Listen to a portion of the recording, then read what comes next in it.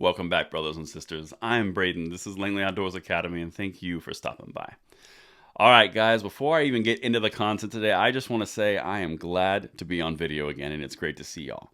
As you guys know, the swelling is almost gone. The surgery is complete. The scar is pretty much gone. Well, the scar is going to be there forever, but it doesn't look that bad, so I'm pretty amped about it.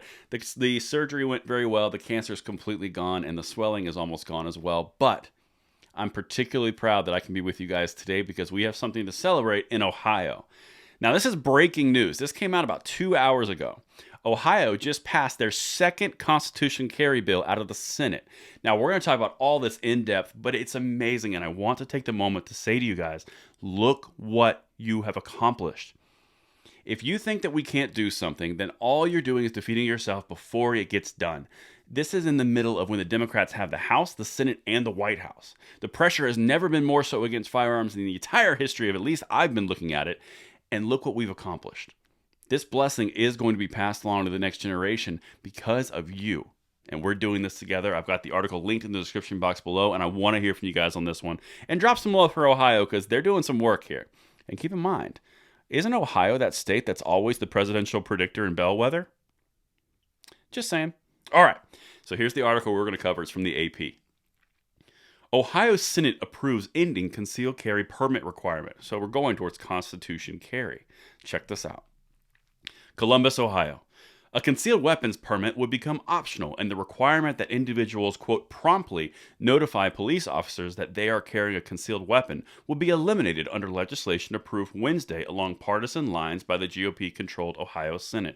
That's right, party lines, because the GOP is doing work right now. Nationwide, there's a lot of states that are doing work. The bill is similar to a measure approved by the Ohio House last month, and this is important. I'm going to touch on this in a second. And one of several GOP-backed proposals in recent years seeking to expand gun rights in Ohio. The legislation, dubbed constitutional carry by its backers, was introduced by State Senator Terry Johnson, a Republican from southern Ohio's, let's go try it, Scioto County. Okay. The important thing here is Ohio doesn't just have one bill going through that's constitutional carry. They have two. They have a House version and they have a Senate version. Oh, and by the way, the governor is a Republican. Something is going to go down in the beginning sessions of next year for Ohio. So congratulations, Ohioans. You are really close to having some constitutional carry situation going on there. But the importance of these two bills, you've got one in the House and one in the Senate. The way that this works is each one of them, like basically the House sends one, the Senate sends one. They cross each other and go to the other chamber. Each chamber makes changes to the bill that comes, and then they agree on one. The idea here is it doesn't matter. What really is going to happen is either one of these bills or a blending of the two is going to go to the governor's desk, of which presumptively he will sign it because he's not a wishy-washy Republican, at least from what I've researched on him, Mark DeWine. Now, this is important, guys, because this makes the 22nd state out of 50 that are now constitutionally carrying. This is massive.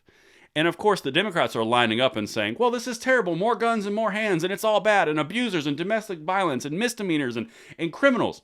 This doesn't change, just so you guys know. This does not change any of the background check requirements. No one will get a gun that would not get a gun before. Nothing changes. The only difference is if you pass the background check and you own that gun, guess what? You're carrying that gun. You don't have to ask the government for permission to do so. That's the big deal here. That's why they don't have a leg to stand on, and that's why all they're doing is whining about it. But let's keep going, because this is so sweet. Gun owners could still apply for a concealed weapons permit under the measure, allowing those who obtain it to carry a concealed weapon in states with reciprocity agreements recognizing such permits. Okay, so basically what that means is if they want to go out of state and carry that gun, they need to have a concealed carry permit from Ohio because those other states recognize the reciprocity basically of the existing gun owner, like the concealed carry permit. That's the only reason that it exists now. This is massive. And honestly, I don't have a problem with that. Until we get national constitution carry, I'm not too upset about that, respecting other states that have the same things. And now the last part. This is awesome. The concept has the backing of the Buckeye Firearms Association, which says 21 other states allow people to carry concealed weapons without license. Gun control groups such as Moms Demand Action for Gun Sense in America oppose it, along with the law enforcement groups concerned about the legislation's lack of required training. So I'm just going to talk about Moms Demand Action and Shannon Watts for a second.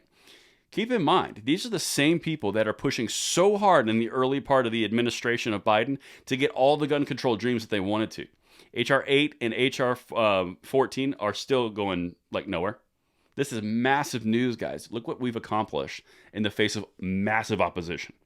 Moms Demand Action, Bloomberg, they can't believe what's happening because people are standing up. That's what's happening right now.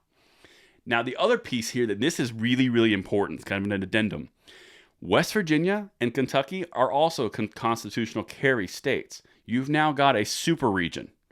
That's going to spread and spread and spread. And pretty soon, those super regions are going to start touching, and you have super regions in the country.